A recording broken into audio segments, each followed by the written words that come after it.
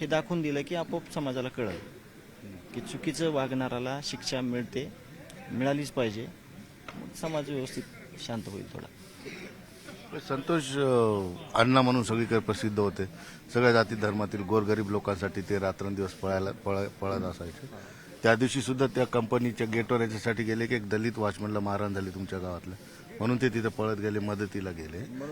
म्हणूनच त्यांचा इगो हट झाला ना. एका दलित बांधवाला वॉचमॅन सारखा माणूस आहे तो, त्यांच्या हिशोबाने. आमच्या हिशोबानं तो माणूस म्हणजे समाजातला आपला भाऊच आहे, पण त्यांच्या हिशोबाने एका दलित माणसासाठी तिथे येऊन अण्णांनी सोडवून करणे, भांडण सोडवणे किंवा परत त्यांना सांगणे की इथं असा प्रकार घडलेला मी खपवून घेणार नाही, ह्याच्यातच त्याचा इगो हट झाला ना. म्हणून हा जो माणूस आहे, म्हणूनच सर्वसामान्य मनावर राज्य करणारा, सर्वांना सोबत घेऊन जाणारा माणूस, म्हणूनच त्यांनी एवढ्या दिवस समाजसेवा करणे यशस्वीपणे केली.